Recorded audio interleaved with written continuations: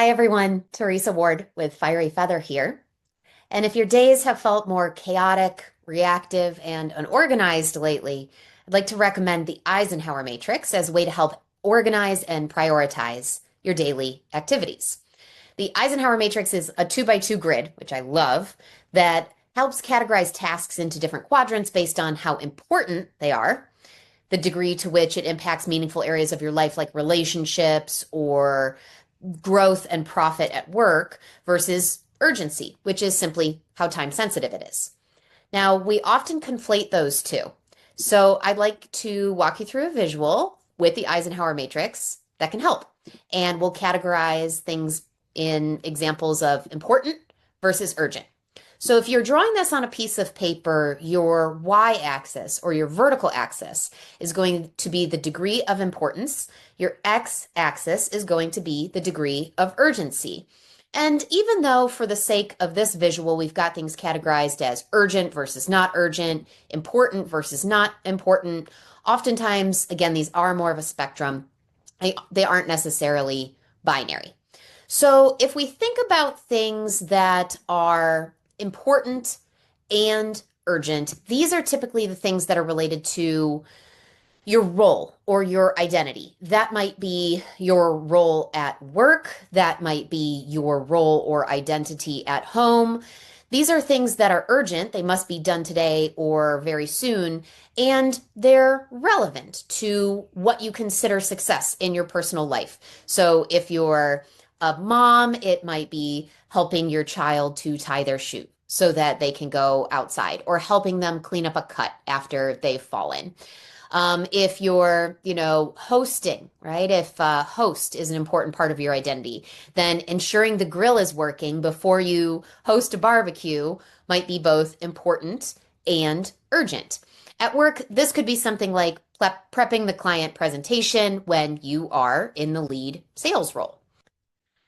Then we have things that are urgent but not important. And these are things that feel hectic in the moment, but they are not necessarily central to your role or to big important goals in your life. So, oops, I forgot to get hamburger buns for the cookout tonight, but can I ask a spouse, a roommate, or a neighbor to help me with those? Can I use Instacart?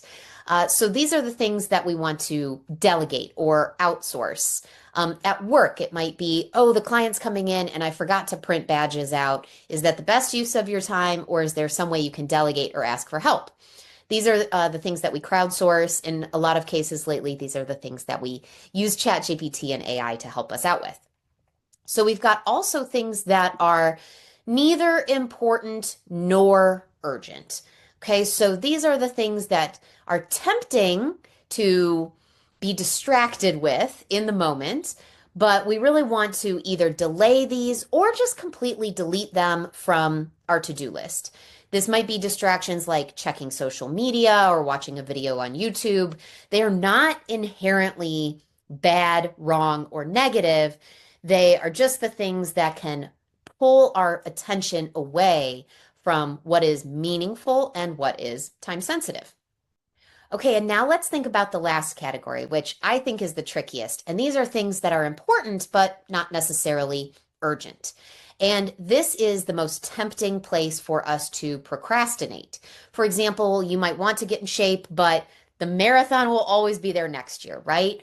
Or you should call your mother, but maybe you'll do that next week. Or you need to work on strategic planning or career pathing for your team, but your boss hasn't really set a deadline for that yet, so it can wait. For this category, we need to be really intentional about deciding when. When is our own deadline for that marathon? When is our own deadline for strategic planning, even if there hasn't been external accountability put on us? So the deciding factor, whether it's tomorrow or next week or next year, is very important. And the trick that I've found is to do one important but not urgent task every single day. So this might feel frustratingly slow, or this might feel like it's irrelevant. For me, this is things like journaling, meditating, going for walks, practicing yoga. There really is no deadline, there's no hustle, there's no sense of urgency. But when I incorporate these daily habits into my life, it allows everything in every other quadrant to really get simpler and oftentimes to take care of ourselves.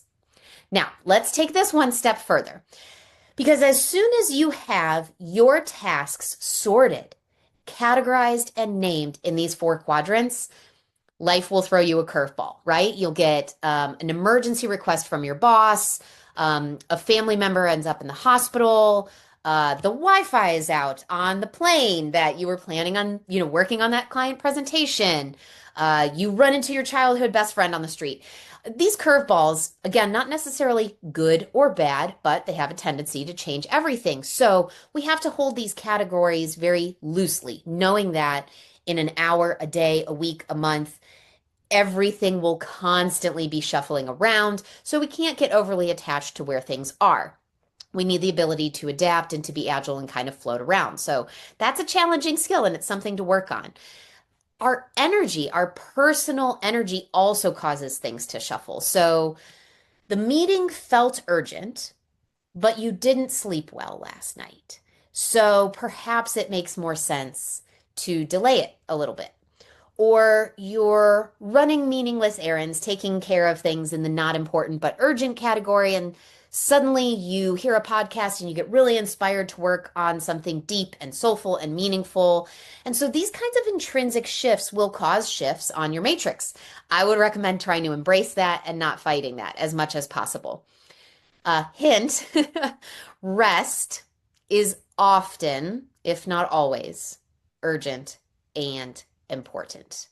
I know a lot of us tend to put it in the not important, not urgent category, but it really oftentimes falls in the I must take a 15-minute nap right now if your schedule allows you to do so.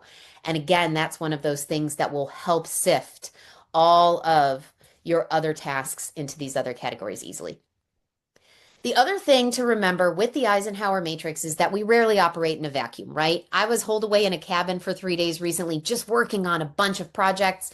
So I had everything categorized and I really had complete control over how I addressed it. But a lot of times something changes externally and we forget to communicate what we've done mentally with our own matrix. So your boss asks you to do something. Now you have to deprioritize maybe something that was in your urgent and important quadrant. So don't forget to ask for help and for guidance at work on that. Perhaps your kid's school calls. They have a fever and now you have to miss a social event that you originally committed to. You have to communicate about that. If you don't, it'll cause a barrage of confused communication from others, whether that's in our personal or professional life.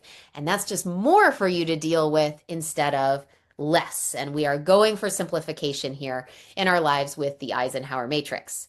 So to recap, what we want to do first is just mentally reflect and assess. Are we aware of what important and urgent mean in our own lives? Then we categorize. Where does everything in my day, in my week, in my month, in my quarter, where does it go? Then we have to be prepared to shuffle and to rearrange. And then last but not least, we have to make sure that we share. So these steps will help you feel hopefully more in control, less overwhelmed on a daily basis. And again, long term can be really strategic for your mental and emotional health, for your relationships at home and at work. Just remember that no matter how good you get at this, your matrix will never be empty. There's always going to be stuff on there. That's adulting in the 21st century. If the idea of that, frustrates or depresses you, you're not alone. I would recommend checking out Oliver Burkeman's book called 4,000 Weeks. And if you'd like to have a more personalized conversation about this topic, please reach out to me. My personal email is there, as well as the website for Fiery Feather, where you can find more resources like this. Thanks.